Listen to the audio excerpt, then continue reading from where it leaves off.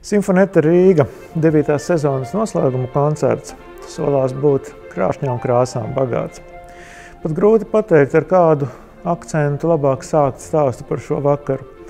Mūsu viesis Marks Buškovs, violnieks ar krievisku izcelsmi, kura sakne šobrīd jau ir gan Eiropā, bija īsts pārsteigums mums satiekoties pirms gada Vācijā. Mēs esam daudz spēlējuši Pētera Vaska viola koncertu Tālā gaisma, taču Marka lasījums pat mums bija pārsteigums un dziļš saviļņojums kopīgajā koncerta brīdī. Viņš ir atradis tiešām savu pilnīgi oriģinālu un neparastu pieeju šim lieliskajam skaņdarbam. Darbs, kas šķiet viņam uzrakstīts, tik ārkārtīgi organiski ir viņa saplūsme ar šo mūziku, tik pārliecinoši ir viņa iedziļināšanās Pētera Vaska nošu sarežģītajā tekstā, kas priekš violnieka nebūtu nav viegls rieksts šajā te skaņdarbā. Šajā vakarā, kā kontrasts Tālai gaismai, būs gaisma no Skotijas, Feliksa Mendelsona Skotu simfonija. Darbs, kurā Mendelsona rokraksts šķiet parādās visā savā spožumā un brīnišķīgajā kvalitātē. Mendelsona mūzikai piemīt kāda īpaša spēja aizraut un likt sevi pazīt.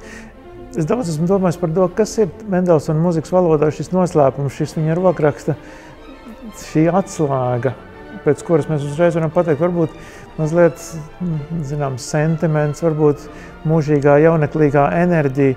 Lai vēl kāds arī nebūtu, bet Mendelsona Skotu simfonija tiešām ir īsts meistardarbs no 19. gadsimta.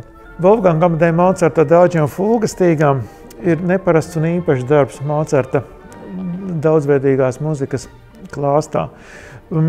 Šeit mums meistars parādās kā nepārspējams kontrapunkta ģēnijs.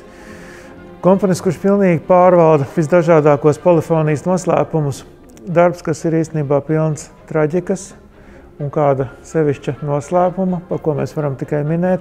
Tas nav Mocarts tīnis, tas ir Mocarts nobriedis mākslinieks, kurš ir saskāries ar dzīves varbūt ne tik skaistajām un saulainajām pusēm vienu. Mūsu koncerta, ja tā var teikt, īpašais viesis ir Džekins Pusons. Pavisam neparasts puisis no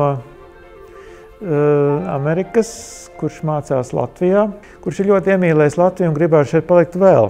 Bet viņa muzika, kas ir ārkārtīgi zinoši, gudri uzrakstīta un balstīta 20. un 21. gadsimta kompozīcijas tehnikās, patiesībā savu iedvesmu ir smēlusies dabā, dažādu slāņu un blīvuma putnu lidojumos,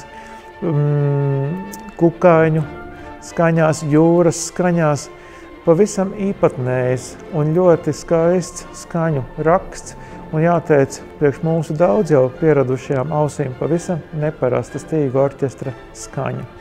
Tāds īsos vārdos būs Sinfoneta Rīga sezonas noslēguma koncerts 14. maijā.